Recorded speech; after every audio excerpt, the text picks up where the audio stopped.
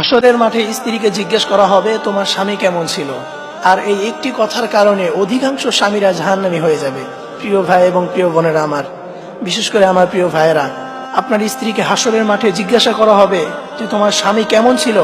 আপনার স্ত্রী যদি আপনার ব্যাপারে ভালো সার্টিফিকেট না দিতে পারে, আপনার স্ত্রী যদি বলে যে আমার স্বামী আমার উপর নির্যাতন করত, আমার উপর জুলুম করত, আমাকে অবহেলা করতো, আমাকে সে ভালোবাসতো না, আমাকে রেখে অন্য নারীর সাথে কথা বলতো, সে পরকীয়া করত, এই ধরনের কথা যদি আপনার স্ত্রী কিয়ামতের ময়দানে বলে, তাহলে মনে রাখবেন আপনার জন্য কিন্তু জান্নাত হারাম হয়ে যাবে, জাহান্নাম আপনার জন্য ওয়াজিব হয়ে যাবে। এই জন্য প্রিয় ভাইয়েরা আমার, অবশ্যই কথাগুলো মনোযোগ দিয়ে শুনবেন। কখনোই স্ত্রীর সাথে খারাপ আচরণ করবেন না, স্ত্রীর সাথে কখনোই আপনি নির্যাতন করবেন না, তাহলে কিন্তু আপনি জাহান্নামী হয়ে যাবেন। আল্লাহর কাঠগড়ায় আপনাকে দাঁড়াতে হবে, আপনাকে জবাবদিহিতা করতে হবে। আর যদি কোনো স্ত্রী স্বামীর ভালো সার্টিফিকেট দিতে পারে, কোনো স্ত্রী যদি বলে যে আমার স্বামী অনেক ভালো ছিল, আমাকে অনেক ভালোবাসতো, আমি যেটাই চাইতাম সেটাই সে শুনতো, এরকম ভালো সার্টিফিকেট যদি কোনো স্ত্রী তার স্বামীর ব্যাপারে দিতে পারে, তাহলে সেই স্বামীর আর কোনো চিন্তা থাকবে না, সেই স্বামীর জন্য জান্নাত ওয়াজিব হয়ে যাবে। সুবহানাল্লাহ।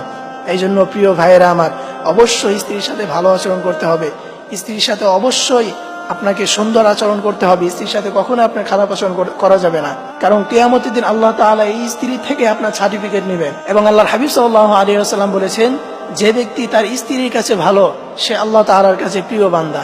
এই জন্য অবশ্যই আপনার স্ত্রীর কাছে ভালো হতে হবে। আপনি যে ভালো, এই স্বীকৃতি কিয়ামতের ময়দানে আপনার স্ত্রীকে দিতে হবে। তার মানে এই নয় যে আপনি আপনার স্ত্রীকে জোর করে বলবেন যে তুই বল আমি ভালো, এটা না।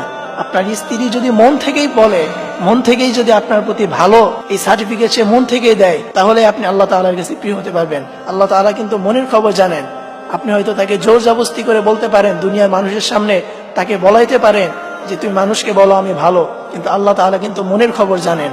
এই জন্য কখনোই স্ত্রীর সাথে খারাপ আচরণ করবেন না, আপনি সবসময় স্ত্রীর সাথে ভালো আচরণ করবেন, তাহলেই আল্লাহর কাছে আপনি ভালো হতে পারবেন। আল্লাহ তাআলা সকল ভাইদেরকে এই কথাগুলো বুঝার এবং আমল করা তৌফিক দান করুন। সকলে করি আমিন।